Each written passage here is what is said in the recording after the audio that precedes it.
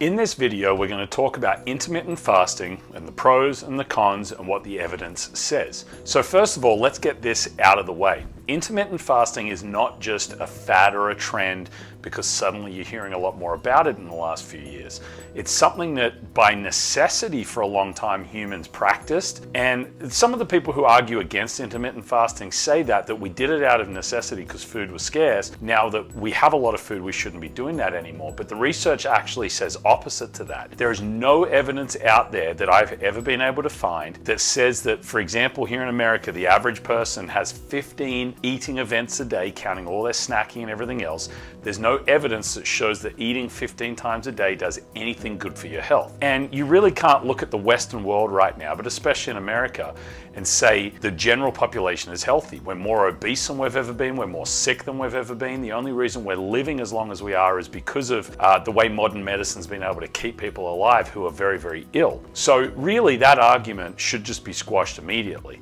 We're not designed to be eating all the time. We have not had those genetic mutations that we would require. And again, the evidence doesn't back that statement up. So let's also then go into who shouldn't do intermittent fasting, because it's not for everyone. If you're pregnant or if you're breastfeeding, you shouldn't be doing any kind of intermittent fasting. You need to eat as you're hungry, because you are growing or feeding another human and you have completely different caloric and metabolic needs. Also, if you're training really heavily for an Ironman or bodybuilding or anything like that, there are going to be times, not always, but there's going to be times where intermittent fasting isn't going to serve you very well. Also, if you're suffering with a chronic illness, let's say you've got mold toxicity or an underlying Lyme disease or something like that, but especially with mold, we get an increase in oxalate production, which can then cause kidneys and adrenals to start to shut down. But any of the chronic illnesses can affect the adrenals.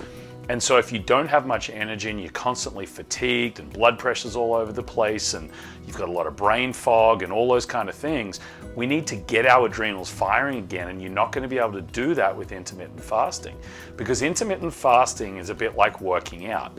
It's a good stress, but it's still a stress. So when we're stressing the body in a good way, we want to do it enough that the body can be stressed where it can adapt and grow stronger and better. We don't want to overstress the body where it can't adapt. For example, if you tried to bench press 3,000 pounds, you would probably squash yourself or you'd rip a muscle trying. But benching a certain amount of weight is going to help you tear and regrow those muscles to grow your muscles stronger, which is going to help your health. Well, the same goes with intermittent fasting. If you're struggling with a chronic illness and your adrenals aren't firing properly, the last thing you need to do is try and add this state of intermittent fasting where your body's hungry and craving food and you just can't manage it. Same if your blood sugar is all over the place. We've got to balance that out first. And that's why to successfully intermittent fast, you first have to clean up your diet and be eating a diet that's high in good quality protein and good quality fats before you start trying to do it. Otherwise, if you're just burning sugar all the time, you're going to get into these hypoglycemic states, and you're going to get a lot more brain fog and all these other issues, and it's not going to be enjoyable for you, and your body's actually going to get sick, and it might even think that you're starving, and you'll actually put on more weight instead of losing weight like a lot of people want to do, but you'll put it on all around the belly and what we call central obesity. So if you're not someone who's pregnant or breastfeeding or doing some exceptional type of training or dealing with a major chronic illness, then intermittent fasting brings a lot of benefits for you. But you also don't have to do it every day, nor do I recommend that, nor does the research recommend that. Number one, because you don't want to stress yourself mentally by thinking, oh my gosh, I have to only eat in this certain window. It's something that you want to do most of the time, but it's also good to throw in some feast days in there, which I'll talk about, so that again, your body doesn't think you're starving. Hey, Dr. Rodney here. If you want to get my free PDF, 5 hacks for boosting your immune system, just go into the description of this video, click on the link, download it, and if you have any questions on it, just send me a message and I'll help you out with it. So how do we go about intermittent fasting? Well, it starts with cleaning up the diet first. High protein, high fat, because then you're going to feel full more often and you're going to not feel like you need to eat anytime soon afterwards. And from there, you start slowly working your way down. So a lot of the research is showing that if you eat in an 8-hour window or less, so you fast for 16 hours, eat in 8 hours, even if you didn't change your diet, The difference of eating the same food in that 8 hours versus 9 or 10 hours is remarkable. A whole host of physiological factors like blood pressure and body weight and all these things will actually start to change just by eating in that 8 hours or less. Now, the goal, in my opinion, from the research I've read, from all the hundreds and thousands of clients I've worked with, and from on my own health and my own family, if you can get more into that 4 to 6 hour eating window, you're going to get the maximum benefits from it. Because when we are fasting and we're not eating, you cross a certain time period where your body will start to move into autophagy. What this means is your body will start sending out the cleanup crew to chew up and destroy damaged cells, then lay down new stem cells. Now, there's arguments in the literature about, is that only going to happen if you do a 3 to 5 day water fast versus only getting that in 16, 18, 20 hours? Well, there is an argument to be made on both sides, but when you look at the health effects and the anti-cancer effects and everything else, in my opinion, it appears that you are getting some of those effects every day that you fast for that long.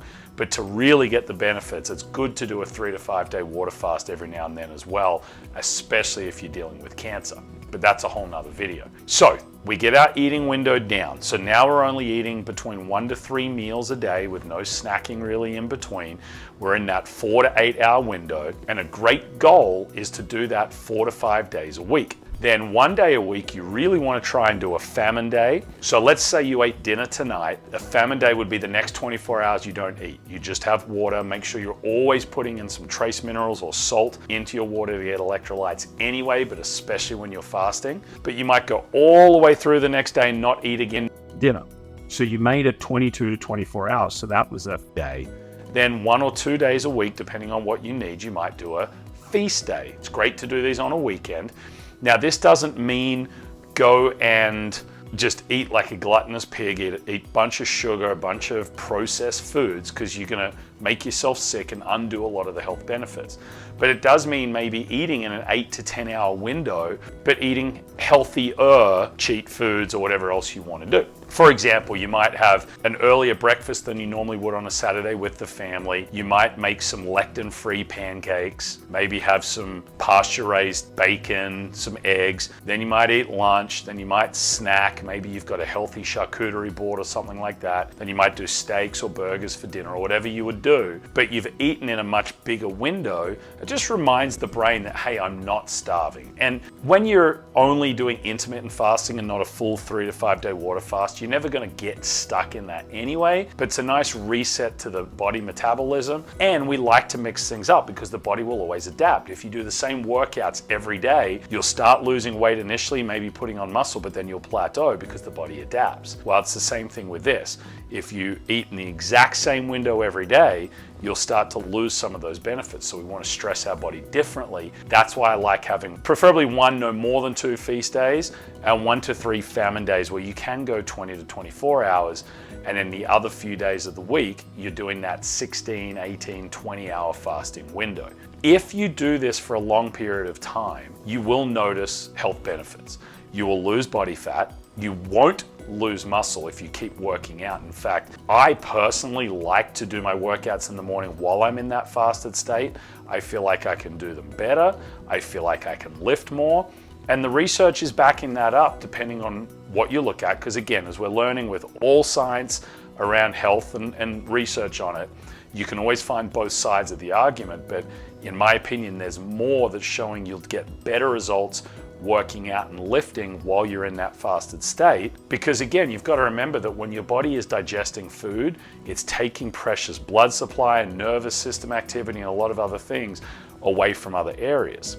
So when you go and lift and work out while you're in that fasted state, your body can get to the muscle repair and everything you want to happen there faster and more efficiently than if you've just been eating as well. So ultimately, the major benefit of intermittent fasting, it used to be thought that it's getting in that ketosis state. And yeah, that's a part of it, but there's a lot of emerging research showing you don't want to stay in ketosis long term anyway. It can be quite damaging. So for most people, you're not necessarily going to be in full-blown ketosis just by eating in a 16 to 20 hour window, but it gives you that little bit of a window for your body to burn fat instead of sugar, maybe make some ketones, but really get to that autophagy, and tissue repair, and that's where a lot of those benefits come from.